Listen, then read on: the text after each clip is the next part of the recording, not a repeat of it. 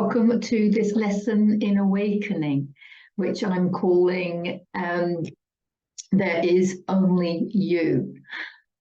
I really wanted to share this as it's been so life-changing for myself to understand and go through the process of embodying. I'm not saying I've embodied it completely, but going through the process of embodying this quantum truth. So, there is only you. It sounds really bizarre, doesn't it, from one level? Because we look around us and there are people all around us. So how can there be only us? And it's easy then, therefore, just to reject it. But these are quantum truths. Now, on some level, I mean, our human mind can't understand this stuff. So that's why we just either goes in here and out here, or we don't even go anywhere near it. But we're not just our human, right? We are our higher self. And on some level, I think this information resonates with our higher self. So sometimes we can feel the truth in certain concepts. We can feel the truth in these quantum truths, in quantum manifestation, you know, in these ideas. Sometimes we can feel the truth in them, even if our human mind can't, you know, get our head around it. I mean, in my soul profile, I am dominant in divine truth. So maybe I can feel truth, you know, more easily than a lot of people, but everybody has all of the energy centers, right? So we all have that divine truth on some level. So I'm going to invite you to tap into your divine truth. I call it a truth radar. And just see if you can feel the resonance of it all. I remember my truth radar being really activated when I learned teachings from certain people. And even if it's something completely bizarre, or it could be something completely new to my human, my truth radar resonates with it. And I think that's what I'm asking you guys to do, so that we can explore this quantum world, because we know that we're living in a quantum universe, and it follows quantum laws. The laws of the universe are all based in quantum physics, I guess. And I think quantum physics is where everything joins together, you know, science and spirituality. You know, I think they join when you get to the quantum level. And we don't have to be quantum physicists to understand this stuff. I think this is a really important point as well. You know, I'm not a car mechanic, but I can drive a car and I can use it for my benefit. I don't understand how the internet works, but I can use it for my benefit. So this comes along, obviously, with trust and everything else, following your intuition, etc., etc. So there is that famous quote, of course, from Rumi, who says, "You are not just a drop in the ocean.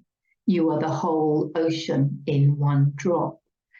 So the way I see it is that we're not just a human being in the universe. We are the whole universe in one human being, which just on some level, on a 3D level, just sounds bizarre. So I'm inviting you just to relax the mind and just open up to these concepts. Because from a quantum perspective, right, we also know that everything outside of us is just an illusion. Okay, we talk about it being a reality, but it's actually a holographic projection of our energy. It's a very persistent illusion. I think it was Albert Einstein that said that. I think he said it about time, actually. But yes, it is an illusion. And we are all creating our own reality. We've heard that as well. And we are the creators. We've heard that as well. So we really, you know, let's just, if it's difficult to believe, then let's just pretend it's true. for the sake of this video. Because when you start practicing and living from this understanding that there is only you, I think it's life-changing. And that's what I really wanted to share, was how understanding this concept has changed my life for the better. So, I mean, it's a bit contrary, because when we grow up, when we were growing up, we were probably told by our parents that the world doesn't revolve around you. The world doesn't revolve around you. We were brought up not to be selfish. And the truth is, your world does revolve around you. And understanding that is not selfish. How you treat other people will show whether you're selfish or not. So understanding that you are the center of your own universe doesn't make you a bad person, because it's how you treat other people, right? So let's not get caught up in that one either. But I mean, I have a good friend and mentor, Liz Nagle. There's a section on my channel, Self-Mastery with Liz Nagle, and she basically told me there is only you every day for 2 years. So I understand that it takes time to integrate this understanding. And also, it may not have been just there is only you, but there are no others, because everybody in your reality is a reflection of a part of you. And they're playing a role in your life, depending on the frequencies that you have in the cells of your body. So there's a big overlap between this video and the one I've done, number 11 in the Lessons in Awakening, which is understanding triggers. There's obviously a big overlap here, but understanding that everybody outside of you is a reflection of a part of you. And that if you have something that's ready to come up, like trapped emotions, negative trapped emotions, then somebody in your life or something in your life is going to be created. You will have created it from the frequency of that trapped emotion, okay? And you would have created this reaction or this person or this situation with a person that's going to trigger that that emotion within you. Maybe the word trigger isn't wrong. Maybe we should say they're going to come in to let you know that you have that emotion, so that when you're triggered, that feeling that comes up that isn't love, and we're talking about any feeling that isn't unconditional love. Okay, so you might have thought, okay, I'm not triggered by that person anymore, but until we see everybody and everything with unconditional love, we're still being triggered on some level, if that makes sense. So when somebody comes into your reality and points to that emotion, what they're doing is they're just letting you know there is a frequency in the cells of your body wanting to be processed. Let's use an example. I mean, in the example of triggers, I think I used trapped emotions of jealousy, but let's use anger, because, you know, it's quite a topical one as well, especially for those of us that are Aries rising. So somebody's going to be angry, or somebody's going to make me feel angry, okay? But in fact, all they're doing is doing me a favor, because they're letting me know that I have those trapped emotions of anger in the cells of my body. And then it's very important to feel it, to heal it. So what do we do about it? Understanding the concept is one thing, but what do we do about it is another. And of course, we feel into it. We feel it until our blood boils, so that we can process it out. The most important thing, of course, is not to enter into a slanging match or an argument, because you're just arguing with yourself. So if you feel like there's all these things that this other person needs to hear, I invite you to write them all down. And then read it back later and find out where is the message for myself. Because I've said this before, but the people outside of you, a lot of the mirror holders are holding up a magnifying mirror. So you might just have a little bit of anger, but the level of anger that somebody else is displaying could be magnified. And also the anger that you feel about a certain situation could also be bigger than the situation warrants, because you have a whole ball of it in you, maybe, which needs to be processed. Either way, it's in your interest, it's for your benefit, it's for your highest good to know that you have these trapped emotions. We can use the emotion code, of course, as well, which I'm a big fan of, so please check out the videos about that on my channel. But understanding, this is more understanding triggers, of course, and having gratitude. The most important thing is having gratitude and love for the mirror holders, but also just understanding that there is only you. How has it helped my life? Okay, well, the first time that helped me really understand this, and you might say this is a coincidence, and that's fine. I thought it was as well in the beginning. But now I've had so many experiences like this, but I'm just going to use this. I call it the dog story. I'm sure I've said it before. So I'm going back to 2020 when my husband and I would be walking our dog around the neighborhood. We live in the countryside.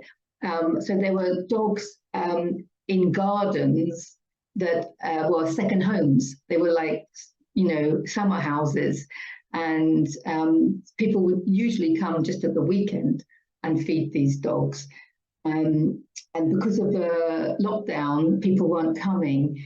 And there were these dogs, this particular dog that was suffering, and we were giving it food. And then when the summer hit, they obviously needed water. And so my husband actually made this pulley to let a bucket of water down. I mean, we really went to town trying to provide food and water for this particular dog in our neighborhood that was really upsetting me, because all he needed was food and a cuddle and stuff like that. And then over time, he had an ear infection as well, and we couldn't reach him, we couldn't get to him. He was shut in this garden. And he seemed to be getting worse. I didn't know the owners.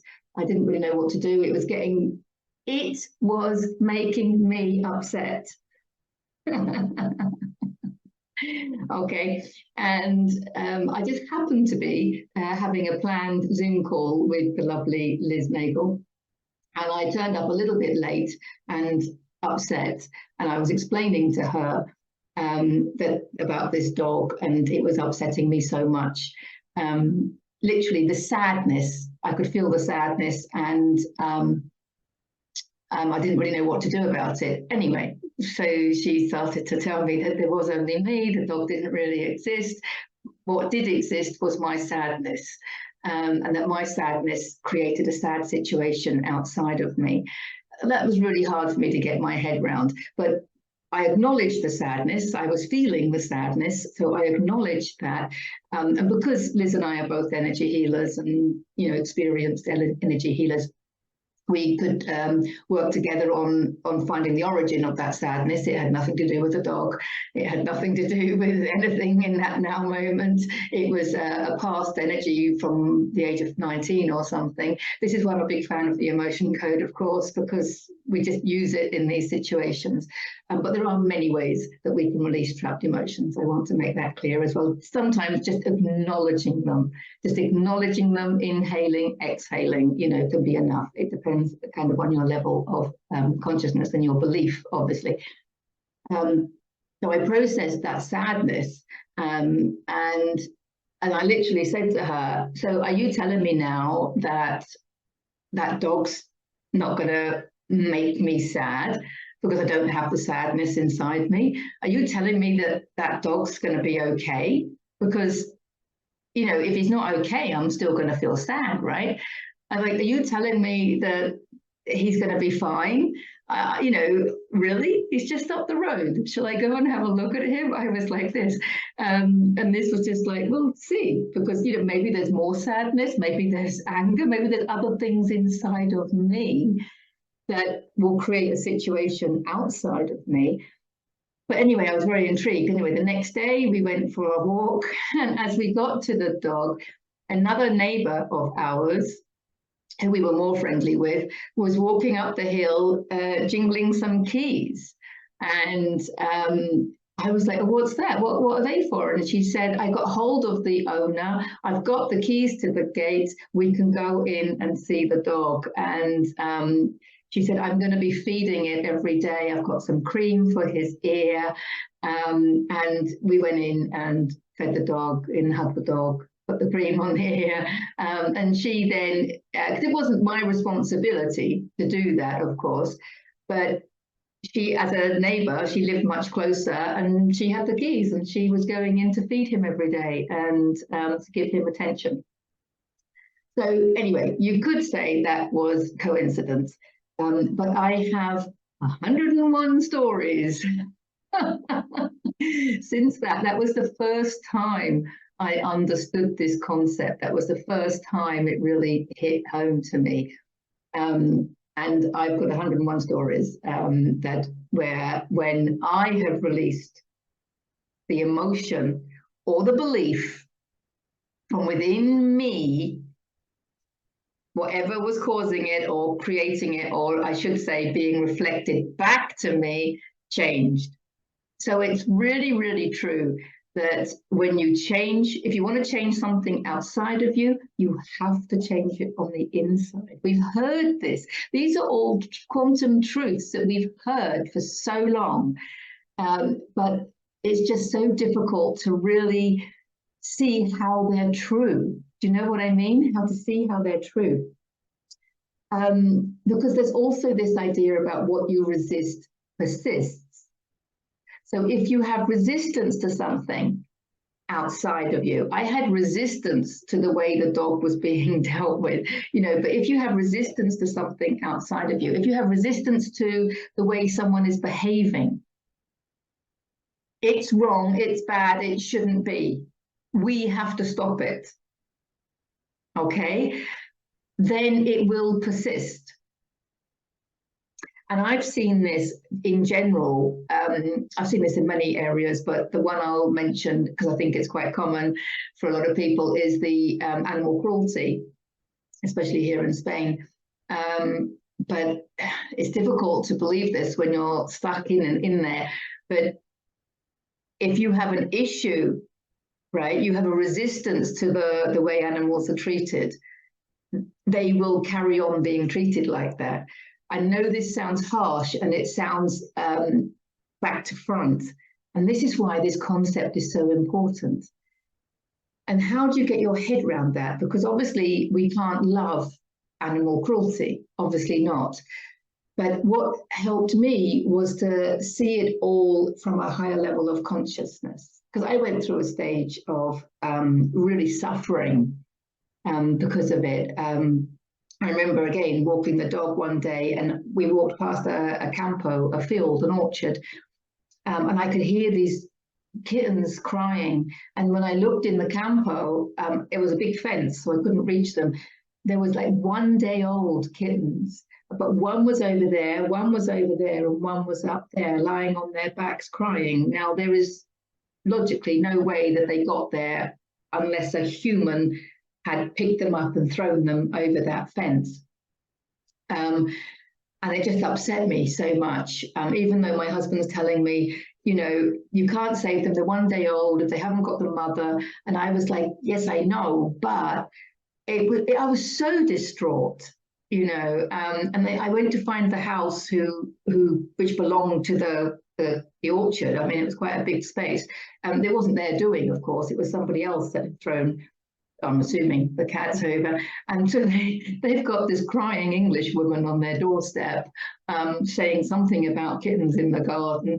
And they let me go through and to pick these kittens up. We took them home. There was no way, they were only a day old, there was no way they were going to survive without the mother, and they couldn't even take water or anything. But I managed to just put them together so that they were brother and sisters together, the warmth of being with each other. And I just showered them with love. I just gave them so much love. And, you know, obviously by the next day they were not with us anymore. But I had this idea, if they, at least they will die together with warmth and love and each other. that was kind of really important for me. I think I'm sharing that just to let you know that it was a really big issue for me, this. But I was creating, my point is, I created situations like that in my life. You know, in other words, I was creating my own suffering. I was creating my own, I was really distraught that day. And I was creating my own suffering because of this, you know, animal cruelty. So when you look at it from a higher level of consciousness and you see that the way I chose to believe it, you can choose your belief. I'm not telling you how to believe, right? What to believe or how to believe. I'm just sharing my experience. But when you understand that everyone and everything is here for your benefit, for you to learn and to grow, you know, so I then developed a belief that was animals are here to help us and help us learn love and compassion. And those kittens, maybe I created them for the purpose of me exploring my own love and compassion. But if you can cultivate that love and compassion, you can activate it. And now I have love and compassion for all animals. I don't have to see the cruelty anymore. Does that make sense? I don't have resistance to what is. Obviously, animal cruelty is going to exist. It's going to always exist because it's a concept. People have thought about it, people have talked about it, and people have taken action. You know, the perpetrators and the people against the perpetrators, all that division, right? Everything exists in the field of consciousness.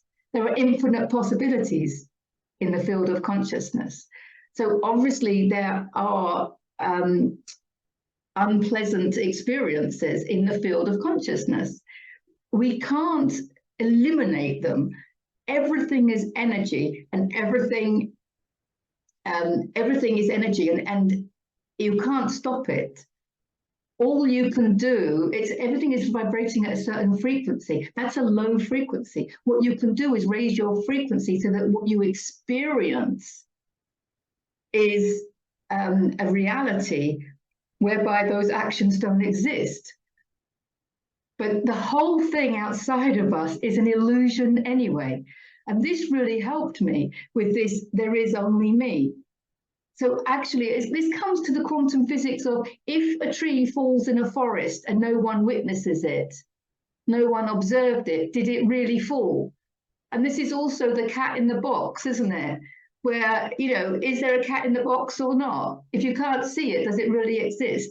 So this is quantum, you know, mechanics, I guess, or quantum physics. I mean, so it doesn't, now I'm finding that animal cruelty, I don't see it anymore. I mean, I could go and look for it because I can go to that frequency and see it. But equally, I can go to this frequency where it doesn't exist. Do you see what I'm getting at? This is a really important point, I think, because some people might say, oh, you don't care anymore about the animals. I care about the animals. I have a heart full of love and compassion for animals, but it's kind of on a larger scale. So if I see one suffering animal, they will do something, obviously, but it doesn't trigger me anymore. That's my point. It doesn't, if I see a suffering animal now, my heart expands with love and compassion. That's the important point. My heart expands with love and compassion for it and for all animals and for the people who are suffering around it.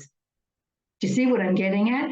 Whereas before, I would see an animal suffering and it would make me suffer. And I would have sadness, I would be distraught, I would have anger, I would have all this. It caused my suffering. Do you see what I'm getting at? Now it doesn't cause me suffering because I'm looking at it from a different level of consciousness. If you have resistance right, the situation will keep going. If you're angry about the way people are treating animals, the situation will keep going. But if you can see it from a high level of consciousness and just see that everything that you create is for your own benefit, and it's for you to process these trapped emotions. It's for you to process the anger, for you to process the sadness, and for you to process whatever it is that's going on inside of you that's making you distraught.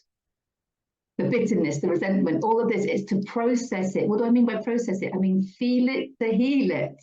Release it somehow. Don't just keep burying it down. And by arguing with people outside and fighting and protesting and having all of this, you're going to keep it there. It's literally what keeps it there. So if you really want to help the animals, you will raise your level of consciousness, okay, and expand into the parts of the field of consciousness where it doesn't exist. Do you see what I'm getting at? But we can do that with all areas of life. So, I mean, it's not just about the animals, it's about all areas of life, but understanding that you are the creator and there is only you. So you're going to be healing all these different things in your life, and you are going to create whatever it is that your beliefs are creating for you. You know, if you say, for example, oh, in Spain, there's a lot of cruelty to animals. If you have that belief and that belief is really firm in the cells of your body, then you will see in your holographic projection lots of cruelty to animals. I don't see it anymore. In fact, what I see is a lot of people here in Spain looking after their animals and loving their animals. That's what I'm seeing. That's what's in my reality. People that love their animals, you know, and it's a beautiful place to be, with no judgment for anybody who isn't, because what you judge takes you there. So when you point a finger and you judge and you say they're wrong for doing it, it's keeping you entangled with that low frequency. They are behaving at a low level of consciousness. Agreed? Anyone that is a perpetrator of anything, right? Anyone that harms anyone, human, whatever, animal, whatever, you know, they're operating at a lower level of consciousness, okay? But if you keep judging them, you're putting yourself in that low level of consciousness. And at the low level of consciousness is the low level of emotions, the fear and the anger and the resentment and the bitterness. You see what I'm getting at?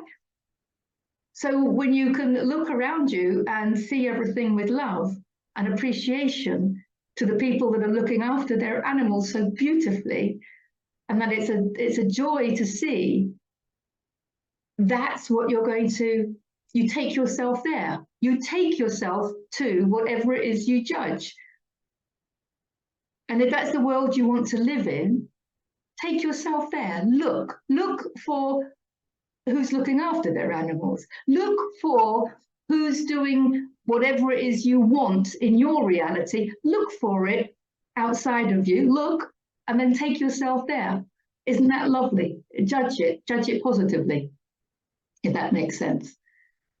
Okay, I hope so. I didn't know how this video was going to go, but it looks like it's very animal orientated. But let's get back to there is only you. Now, as I said, it doesn't mean that you don't care about other people. This is another way that it's really helped me. Understanding that there is only me. I started embodying this back in 2020 when I started my channel, because before then I had been told by various people, like looking out for my website and stuff, that I needed to do a video. And I was like, no, I don't do a video. I don't do videos, because I was so self-critical. Every time the video paused, my mouth was open, my eyes were closed, I looked awful. I just didn't want to do any videos. And then I realized, because I cared about what I looked like, and then I realized, hang on a minute, there is only me. If I don't judge myself, nobody else can. I had this realization. that if anybody outside of me was judging me negatively, they can only do that if I was judging myself negatively on some level. I've got to keep saying on some level, because so often it's on a level that we haven't acknowledged. It could be on a subconscious level that we haven't acknowledged. But people cannot judge you unless you're judging yourself. That's just a quantum truth. Because there is only you, and you are creating your reality through your beliefs and your emotions. So if you have a judgment of yourself, if you have a belief about yourself that isn't positive, then somebody outside of you will also have that belief. They will come into your reality and they will trigger that belief in you for you to feel even more so that you're not good enough, or you can't do something, or whatever it might be. So when I realized all of that, I was like, oh, let's put a video out. And so I started my channel, Not Caring. And when I say not caring, because I often say also nothing matters, nothing matters. What matters? Nothing matters, right? Because there is only me. And it sounds like you don't care about other people, but it really isn't like that. It's the other way around. Excuse me. It's like, as I said, it's not about individuals. It's not about individual. If I get a negative comment from an individual, it's reflecting a part of me that isn't quite comfortable with something. That's fine, you know, because I'm on my journey, right? I'm not a finished product. So it's like, it's okay. One of the ways it's really helped me, this knowing that there is only me, is I don't respond to things like that anymore. Whereas before, I may have got very defensive. Somebody might have said something and then I would get very defensive, and I'd feel the need to justify myself or to defend myself. Well, that doesn't happen anymore, because I understand that whatever I'm hearing is just a reflection of my belief on some level. And it just tells me, okay, Deborah, you still feel a certain way, which isn't positive about yourself, but that's okay. But let's shift that belief. And of course, I do the brain integration activities to help shift beliefs. It's all on my channel if you want to check it out. Because once we've identified these emotions and these beliefs that are not serving us, of course, we do want to do something about it. So then I would kind of shift that belief, or at least be aware. I could use affirmations to help me shift that belief. But the point is, I'm not blaming people outside of me. The point is, I'm not entering into an argument with someone outside of me. I'm not defending myself. I'm not, feeling the need to explain myself. Sometimes that does still happen. And again, it's like now, it's like sharing your opinions. I still do that because it is part of the fifth energy center, which is one of my dominant ones. Fifth energy center souls, we do love sharing our opinions, which is why I'm doing the channel. So I have the channel and you can switch off if you want. So I'm not inflicting it upon anybody. And I'm not directing it at an individual. I think that's a really important point. So, if somebody says something negative in a comment or something, then I will just acknowledge what is within me, okay, and not need to enter into a correspondence about it. That's a big way that it's helped me, because it also helps me not take it personally, which of course is the first of the 4 agreements from Miguel Ruiz, isn't it?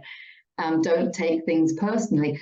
When you understand that there is only you and everybody outside of you is a reflection of a part of you, and you are creating the whole experience for your benefit and for your growth, then how can you take anything personally? Do you see how valuable it is by embodying this concept? There is only you. You can't take it personally.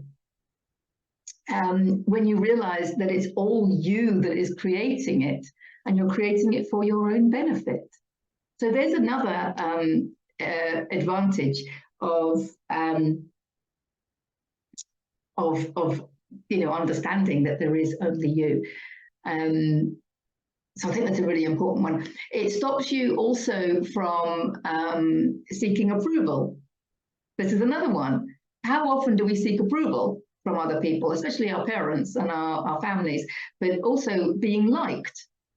You know, it's nice to be liked. Of course, it's nice to be liked. It's nicer to be liked than not liked, isn't it? I'm not denying that. And I'm not saying I'm completely there on that one. But, you know, you don't have so much of a need to be liked because you ought to have approval from people outside of you, because you understand that if there is somebody disapproving of you, it's because they're reflecting back to you your own disapproval of yourself somewhere.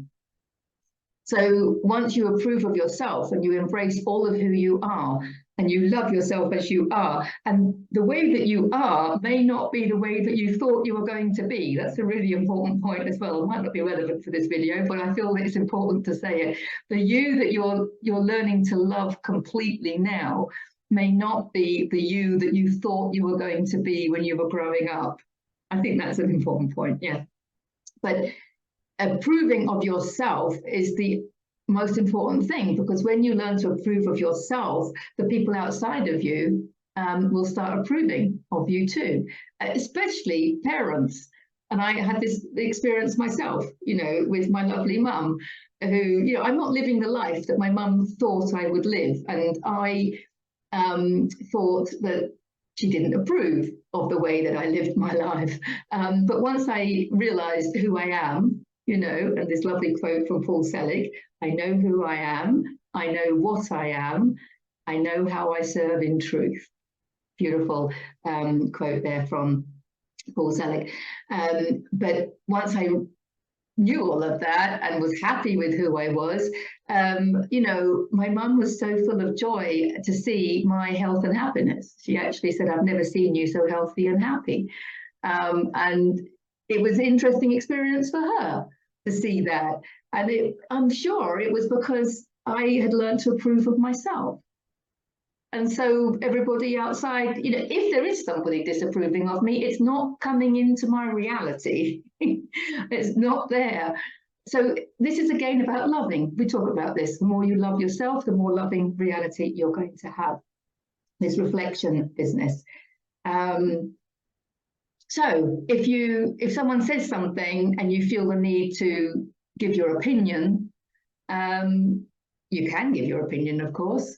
No one's stopping you, but there's this understanding now that you don't need to give your opinion, but you can formulate your opinion in your head and then say it to yourself, because there's something there for you to learn.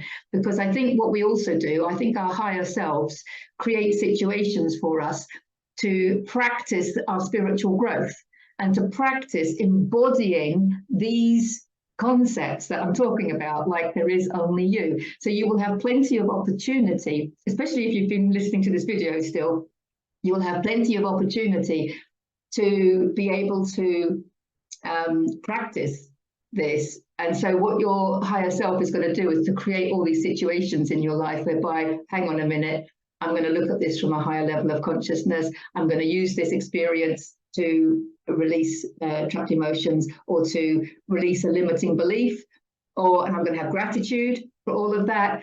And then you'll find that you're not triggered by things anymore, because you don't have them in the cells of your body, because there is only you, and the outside of you is a reflection of the frequencies within the cells of your body.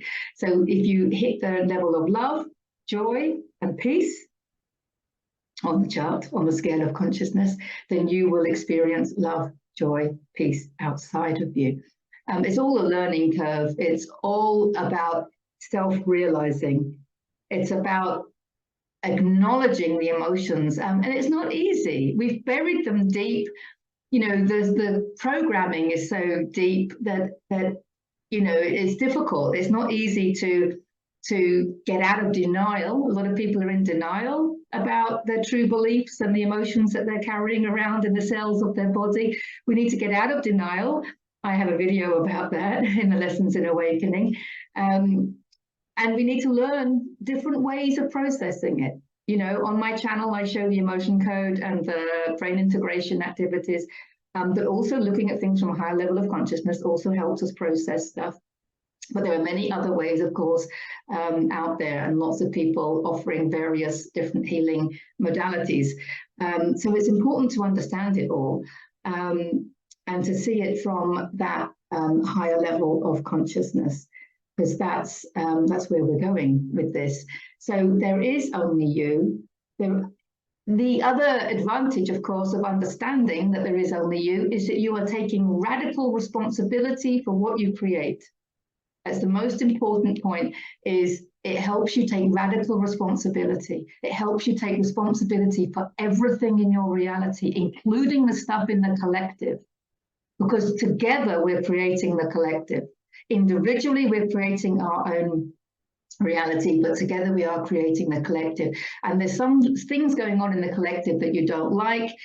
Of course, you might see the greed, the conflict, but if that's triggering you, then there's work to be done. Where is there greed in the cells of your own body? Where is there conflict in the cells of your own body? You cannot be experiencing a trigger from things like that unless it's in the cells of your own body. Radical responsibility, taking radical responsibility for the frequencies of the emotions you have and the feelings you have in the cells of your body. Going back to what Rumi said, you are the whole universe in one human being. Drop in the ocean, but my interpretation, you are the whole universe in one human being. So understand that once you've healed a lot of your stuff in this lifetime, we are healing ancestral wounds, we are healing inherited stuff from our biological parents, we are releasing and healing stuff from past lives that we're not going to keep on taking out, ancestral patterns. We are healing the collective. And the more you understand that, when you do heal something, when you do release the trapped emotion, understand that you are releasing it for the whole universe.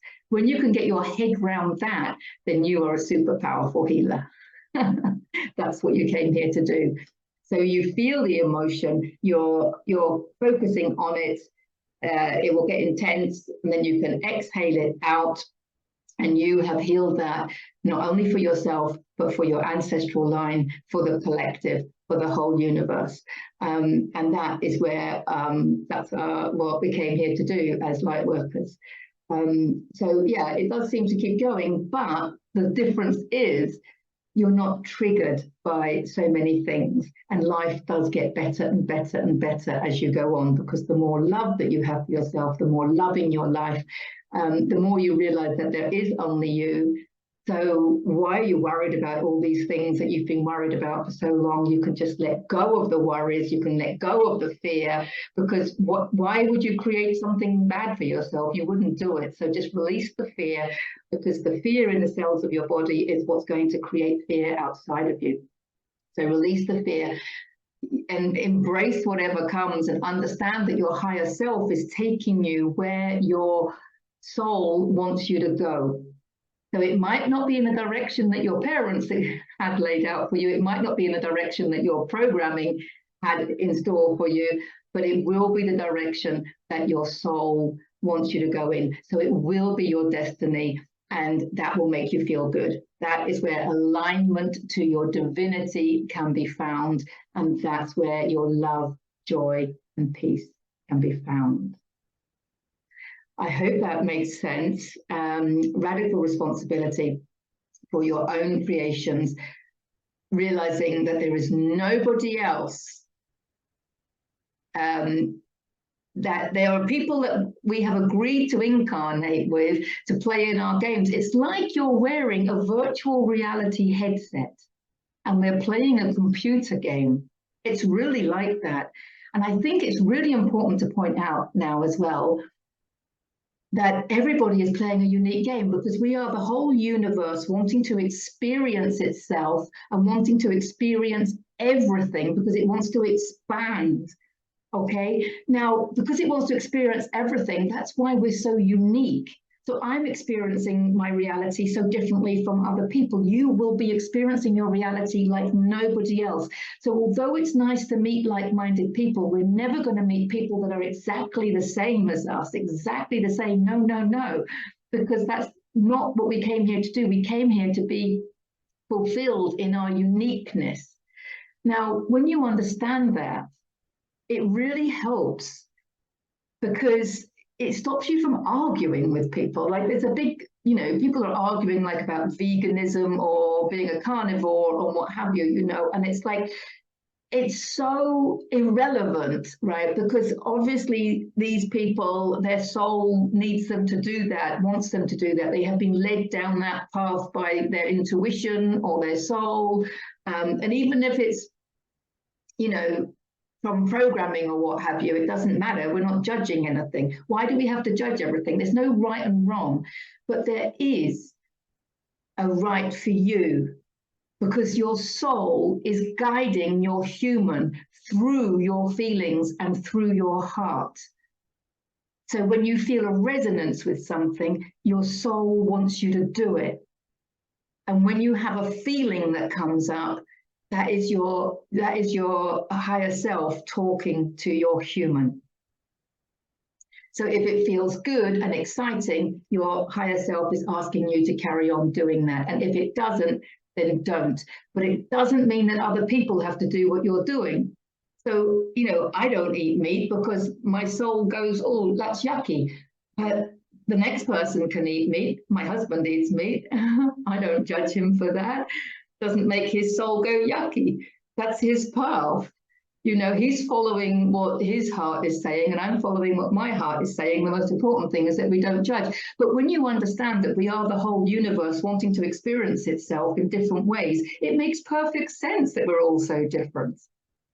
It makes perfect sense. So I can look at him, my husband, for he's eating animals, and yet he's one of the biggest animal lovers I know, right? When it comes to looking after the animals in the area and everything. And I could look at that and think, well, that's a bit of a paradox, but that's okay. I can observe that. I can have that thought if I want. I mean, I'm not attached to it. It's the lack of judgment that's important. We need to take the judgment out of everything. That's so important. There is no right and wrong way. Just because I don't eat meat doesn't mean that anybody else has to not eat meat, because I'm following what my soul wants me to do.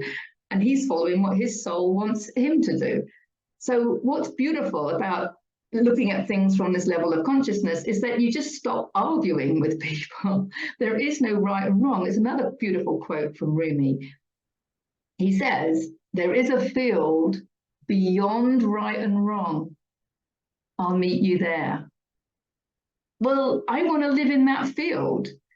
And there is no, people are arguing all the time about what's right and what's wrong, like what's going on in the collective, what's going on online in the collective, in the world.